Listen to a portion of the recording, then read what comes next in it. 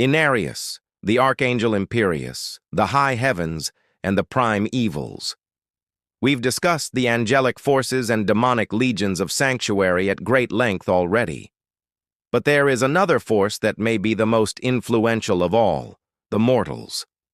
Religion plays an important role in the life of many people, and Diablo Immortal does a decent job of incorporating it into the lore of Sanctuary, at least when it comes to the Cathedral of Light. For those unfamiliar with the term, the Cathedral of Light, also called the Holy Cathedral, is a religious movement that has been twice led by Inarius, the fallen archangel. Once formed just prior to the Sin War, it now exists in a new form in the Reign of Enmity. So today, we're going to discuss this religion, which has played a crucial role in events throughout history. Welcome back to the channel. Today, we're taking a look at the religious institutions of Sanctuary, specifically the Cathedral of Light. There's a lot of stuff to go over, so let's get into it. At the height of the Golden Age, shortly before the outbreak of the Sin War, Inarius established the Cathedral of Light and declared himself its prophet. As the religion grew rapidly in numbers, he created a hierarchy to administer the affairs of his followers. Here is the order of the various ranks. At the top, we have the veiled prophet, who is the leader of the cathedral. Of course, that position is occupied by Inarius, who used the title Inarius the Penitent. Below him, we have the two senior priests, who act as his right hands. There isn't much known about these individuals. So far, only one has been named, Zeta. Below the senior priests, we have the Procurator General, who is a high-placed authority, possibly a minister of law or administrator. He is based in Cajon. Another high-ranking member is the Master Inquisitor. While not much is known about the office itself, it's known that one of its holders was Kalina, who leads the investigation into the disappearance of Leah, the daughter of Deckard Cain. Other ranks in the cathedral included the Inquisitor, who serve as armed guards, bodyguards for high-ranked officials, and as basic infantry. Then we have the Acolytes, who are employed as missionaries and traveled alone in order to spread the faith. All men who served the cathedral were obliged to be clean-shaven in order to emulate the prophet. Its priesthood wore white robes. The cathedral maintained its own choir of 200 singers, and its symbols were the cathedral cross and the light. During the Great Enmity, the Cathedral of Light was a militant order. While Inarius was the supreme leader of the church, Prava handled the day-to-day operations and acted as a bridge between Inarius and the rest of his followers. While Inarius was the focus of the church's worship, its members still gave praise to the light. Devotees would make pilgrimages to the monastery in Kjovashad. The cathedral had control over the fractured peaks, a region regarded as being sacred. Many towns provided the church with tithes, and members of the Knights Penitent were also expected to oblige. But what exactly did one need to do in order to join the cathedral? Well, the requirements weren't too stringent. The primary requirement for entry was the renunciation of the old ways, the abandonment of demons, and the creation of a cathedral wherever they went. As time went on, the Cathedral of Light became more popular among the humans of Sanctuary. The teachings of Inarius proved appealing as they emphasized peace and unity, which previous religions failed to do. However, it should be mentioned that the faith offered something different for different people. For some, it was a religion full of hope, one that promised peace and prosperity under the guidance of the prophet. For others, particularly criminals, it was a chance at redemption. These were the penitent who undertook arduous pilgrimages to shrines dedicated to the prophet, hoping to wash themselves of their sins.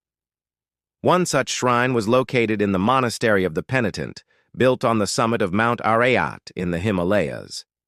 The process of pilgrimage started in Tristram with a stop at the shrine of Charistus. From there, the penitent would continue northward until reaching the hallowed monument, where they would receive the idol of the faithful.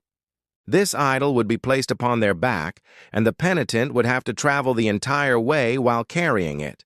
The idol would sap their strength and dull their senses, supposedly manifesting the weight of their sins. Along the way, they would have to visit several shrines to remove the curse and eventually would make it to the Shrine of the Penitent, where they would pray for forgiveness and cast the idol into a chasm. Should anyone wish to see the prophet, they too would have to complete this pilgrimage.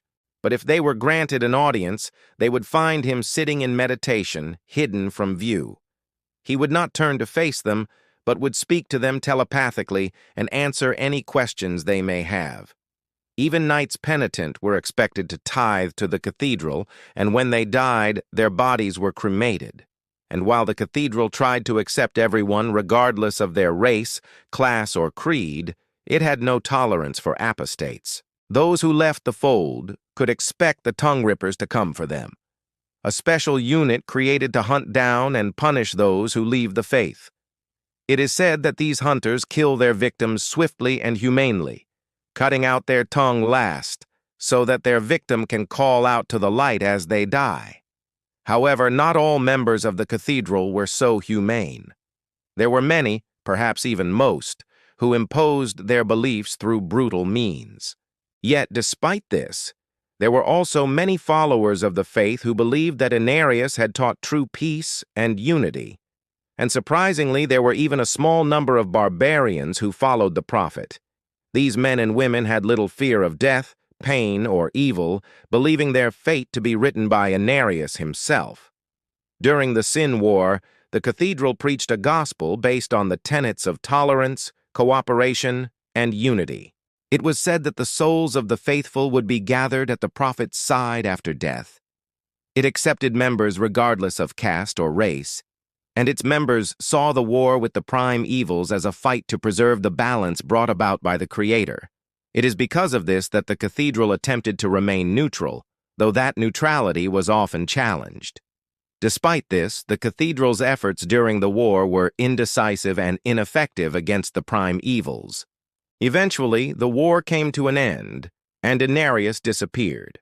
Instead of collapsing after the death of their leader, the cathedral reformed itself and shifted its focus to the lesser evils. With Inarius gone, his disciples began to claim he was divine and would become the center of their faith. They also came to believe that the archangel who fought alongside Inarius was Imperius, the Lord of Valor.